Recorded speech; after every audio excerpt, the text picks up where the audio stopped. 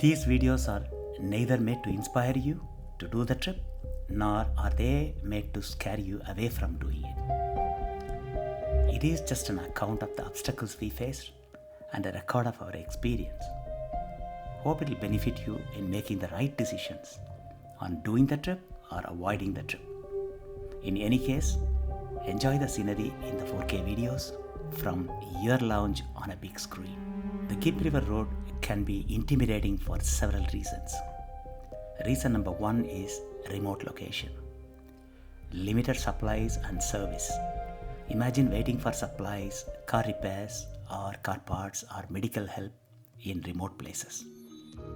Reason number two, it's a rugged terrain. Horrendous corrugations, water crossings, washouts, long drives, unsealed roads, and tracks require a rugged four-wheel drive vehicle. Reason number three, weather conditions. Depending on the time of the year, it can be hot and dry or prone to flooding during the wet season, which can make driving dangerous. Reason number four, wildlife. Encounters with wildlife, including snakes and large animals, can be unsettling, whether we are driving or camping or hiking. Reason number five, navigation challenges. Convoy, downloaded off-road maps, paper maps, powerful radios, etc. are must. Reason number six, endurance will be tested more than the four-wheel driving capabilities for both the cars and people. These factors combined can create a sense of adventure, but also a bit of anxiety for those considering the trip.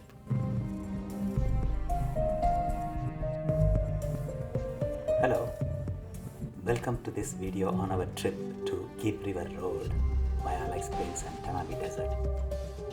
We started from Sydney and drove to Alice Springs, of course in a few days taking rest, and met with a group of off-roaders, and we started the trip from Alice Springs and we took on Tanami Desert.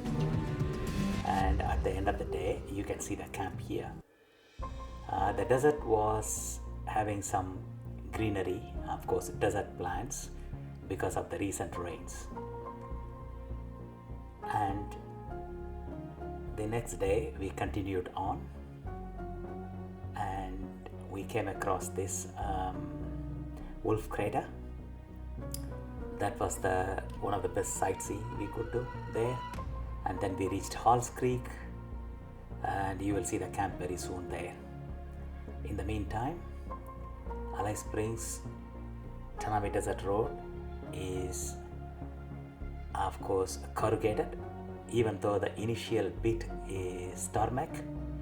It's mostly corrugated, and you need to bring down the air pressure and obviously the speed as well. So no problems, we had a good trip up to Halls Creek.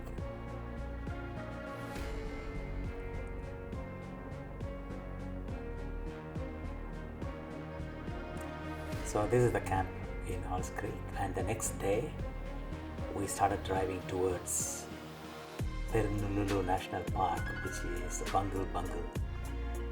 There are about 3 long river crossings and several creek crossings.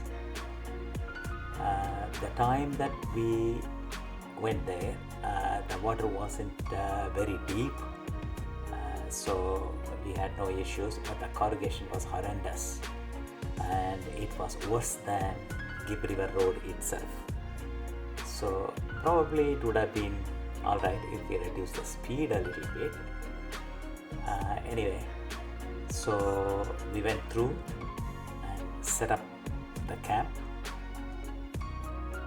and on that day we didn't go anywhere, we took rest. But in the afternoon I found that the rear wheel tire holder latch had a bit of an issue. It was, both of them were slightly bent because of excessive corrugation. and vibrations. So that was fixed with the help of one of our fellow passengers, tour mate Paul, and there you can see him driving his vehicle through the river crossing. And then I noticed one of the rooftop tent rear clamp on the passenger side came loose, but at that stage we just ratchet strapped the back portion of the rooftop tent, and following day we toured the Purnululu National Park, which is Bungle Bungle. So we reached the visitor center, which is very nice. It's got fantastic facilities and lots of information.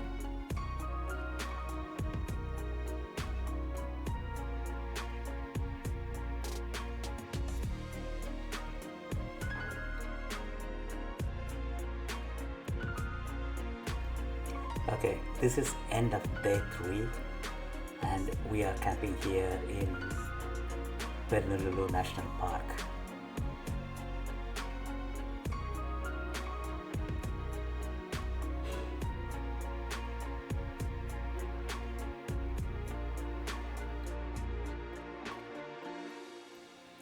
Okay, the rear bar, tire holder and the latch, that is the one I was talking to you about, and the roof rack patch-up work is shown here as well.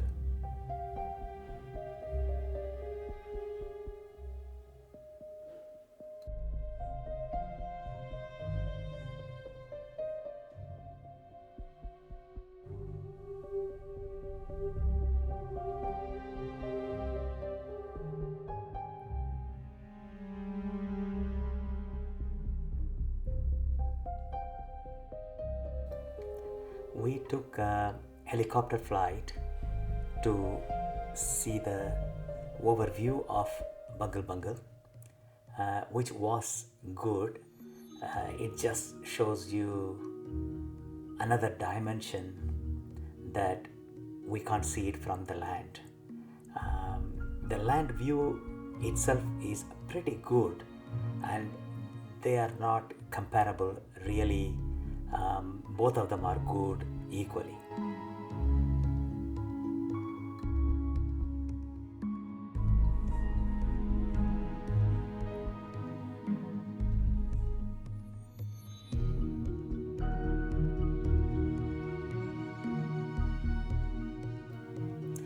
There are lots of details I have given as a photo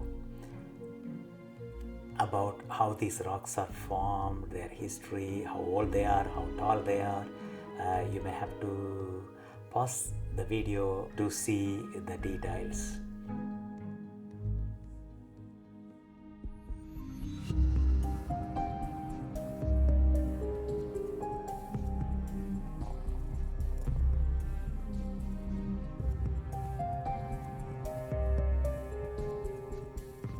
I have also given details about our tour program, where we are staying each night of the entire 26-day tour program.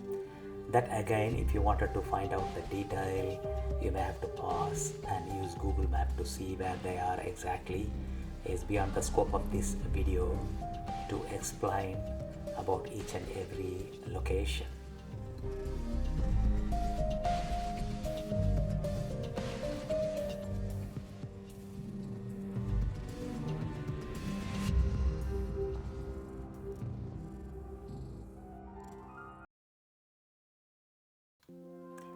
Yes, one thing I forgot to mention is that our fridge started giving problem when we left home, basically towards Alice Springs.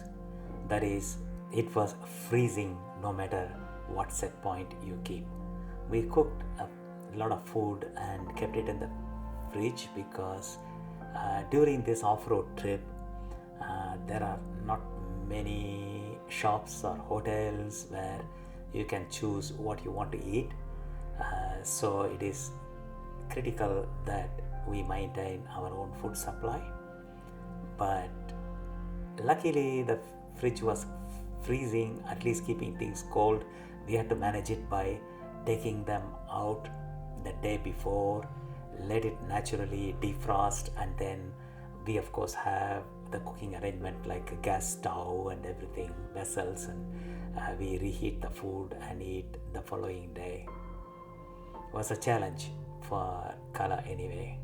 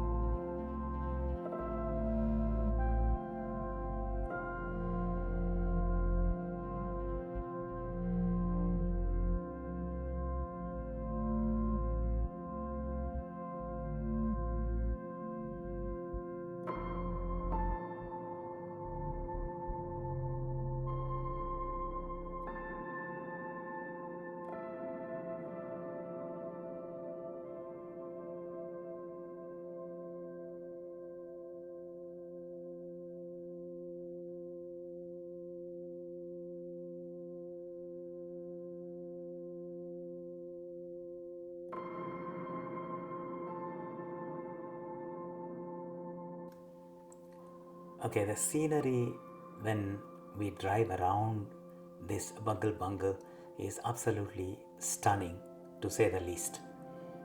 Of course, because it is like off-road situation, we need to concentrate on the road, corrugation, washout, and lots of obstacles, creek crossings, but you get the view. But passenger will have a very nice time looking at all these things, and of course this video helps us to relive that situation. So beautiful.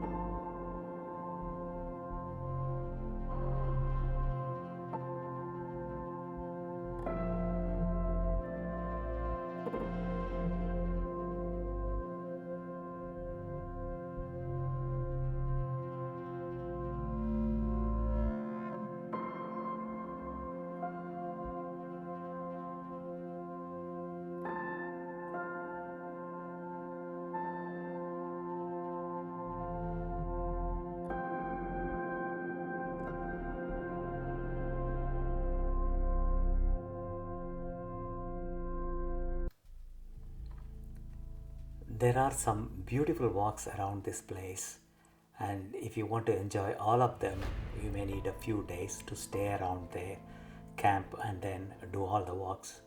So we took one day just to reach there and settle down, and the next day we did this helicopter ride, and as well as a couple of walks we did, which was absolutely beautiful. It gives you different dimension of view compared to aerial view by helicopter. So both were equally nice, as I said earlier.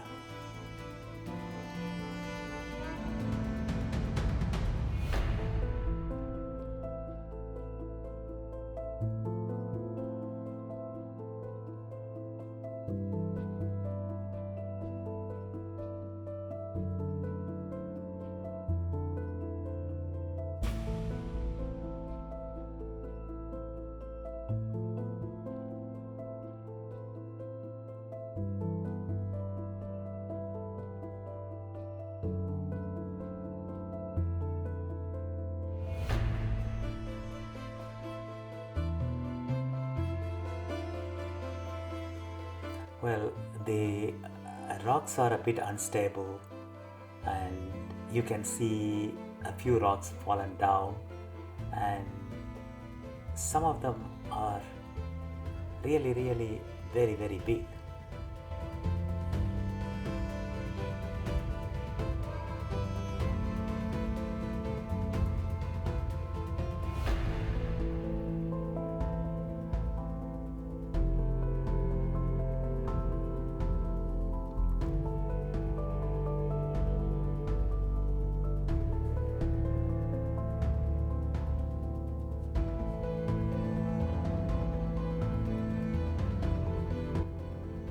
Well, like these rocks, for example, they are absolutely massive.